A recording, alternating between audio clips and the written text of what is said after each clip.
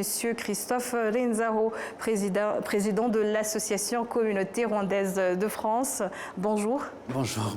Alors, vous êtes à la tête d'une organisation qui regroupe, je dirais, et accompagne les Rwandais établis en France, tout en renforçant les liens avec la patrie.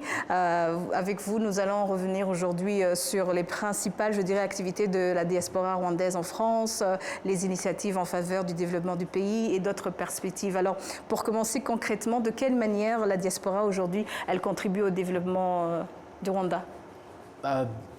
Merci d'abord pour l'invitation. Ouais. Content d'être de retour au pays et de pouvoir partager sur notre association qui est entre autres de la diaspora. Et comme vous le savez, c'est la 6e province du pays. Donc on est considéré comme la diaspora. C'est une forme de fédération. Donc il y a d'autres associations mais qui sont tous liées. Dans notre conseil d'administration, nous avons tous les présidents d'autres associations qui sont dedans. Comment on contribue? Je vais commencer par la mobilisation et le partage d'informations. C'est d'abord, quand on parle vers les pays, mais d'abord, il y a aussi des challenges et des défis. Donc, des défis au sein, quand on arrive, quand on est nouveau, quand on est étudiant. Je dirais la première chose, c'est d'être là pour nous, en tant que Rwandais, et de continuer à promouvoir nos valeurs, les valeurs de notre pays, Rwanda, le fait d'être rwandais, et ensuite, effectivement, de participer à toutes les activités, les Rwanda Day, les différentes commémorations, donc transmettre à nos enfants, que ce soit aussi pour les fêtes nationaux. On organise ça en collaboration, en étroite collaboration avec l'ambassade. D'accord. Alors, quels sont, je dirais, les projets phares ou activités récentes de la communauté dont vous êtes le plus fier, je dirais? Alors, la communauté a été confrontée juste après mon élection. En fait, je suis très récemment élu en mars dernier. Oui. Et dès le lendemain, nous avons été confrontés par un coup de négationnisme avec la situation actuelle. Donc, on a eu à nous positionner contre ou pour la commémoration sans négationnisme. Donc, on a travaillé avec les différentes autorités, l'ambassade, différentes associations, beaucoup de nos alliés, pour qui est un report d'un concert que nous avons jugé comme étant une plateforme de négationnisme. Ça, c'était en avril dernier. Et donc, le fait qu'on ait eu à commémorer, à rendre hommage aux nôtres en toute dignité, ça, c'était quelque chose que moi, je considère comme une grande victoire très récente qu'on a eu à avoir, parce que ce n'était pas gagné d'avance. Oui, justement. Et comment, je dirais, se présente aujourd'hui le combat contre le négationnisme, surtout en France? J'ai envie de dire qu'il s'est amélioré. J'arrive en tant que président avec une chance inouïe, parce que la loi, grâce à l'association Diaspora Rwandaise de France, a été modifiée pour punir le négationnisme du génocide contre les Tutsis au Rwanda en 1994. Ce n'était pas le cas. Et nous avons eu notre premier procès contre Charles Onana, qui a été condamné. Bien sûr, il a fait appel, mais ça, c'était une première et c'est cette année. Donc, c'est quelque chose, c'est une victoire à mettre au compteur, ou en tout cas de ceux qui m'ont précédé, qui se sont battus et qui ont permis à ce qu'aujourd'hui, la loi en France considère les génocides, la négation de génocide contre les Tutsis au Rwanda au même pied d'égalité que les autres génocides. Alors, c'est toujours un combat qui continue. Quels sont les principaux défis que vous rencontrez, que vous faites face aujourd'hui? Que ce soit en France ou bien, je parle là aussi des réseaux sociaux. Comment la diaspora rwandaise en France parvient-elle, je dirais, à mener ce combat?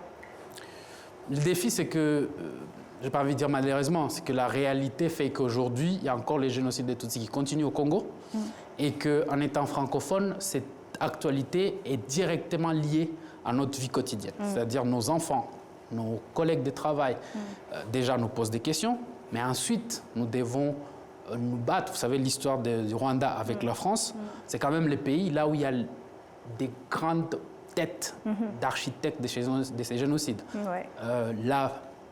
L'ex-première dame Agathe est toujours là-bas, sans procès, sans papier, mais elle n'est pas traduite en justice, par exemple. Kabuga a été arrêté en France. Ça vous donne une idée de quel profil et quelle force nous devons faire face. Je vous donne un exemple, un choc pour moi. Au procès d'Onana, ces témoins étaient des colonels de l'opération turquoise, des personnes assez hauts.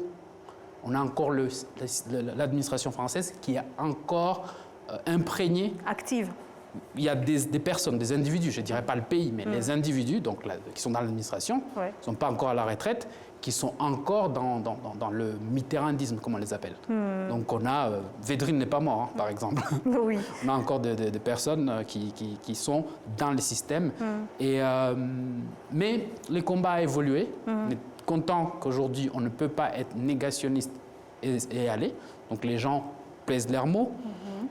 Même s'il y a, je dirais, la libre expression. Mais ils pèsent leurs mots parce qu'ils savent que, et ça c'est clair pour moi et pour notre communauté, à chaque fois qu'ils glissent, on attaque en justice. Oui, c'est vrai. Alors, en tant que diaspora rwandaise, comment vous faites, je dirais, pour aider aussi les jeunes à connaître la vraie histoire du pays, surtout que, je dirais, des fausses informations circulent encore sur le Rwanda, sur beaucoup de réseaux sociaux en ligne, justement. Ouais.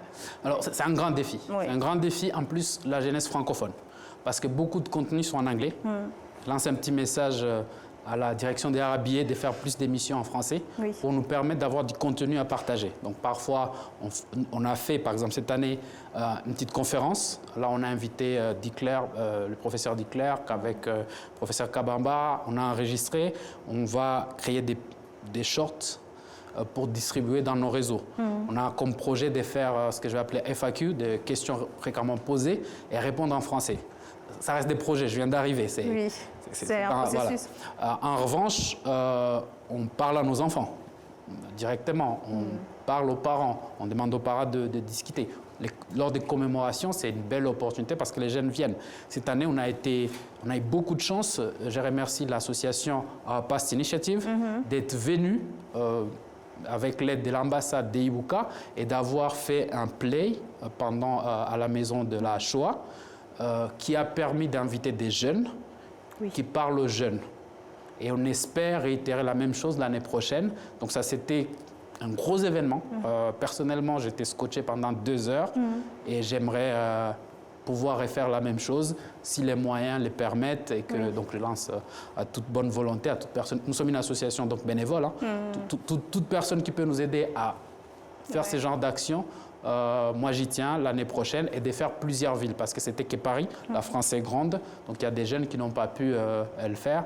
Et puis vu que c'était dans l'urgence, même si les jeunes comprennent l'anglais, ça serait mieux d'avoir des sous-titres. Donc on va travailler avec Christian Inouari pour voir comment avoir des messages des jeunes pour les jeunes. Oui. C'est aussi ça le plus important. Oui, alors dernière question, travaillez-vous avec d'autres associations ou institutions en France ou même au Rwanda, vous venez d'évoquer Past Initiative pour justement renforcer ces initiatives et faire un impact significatif? En fait, nous sommes comme un parapluie en France. Toutes les initiatives des régions, des associations reviennent vers nous pour la mobilisation. Nous faisons partie de ces associations. Par exemple, moi, je suis le président de la communauté rwandaise du Grand Ouest. C'est dans ces cadres que je suis au conseil d'administration de la CRF et que c'est le conseil d'administration qui vote les présidents.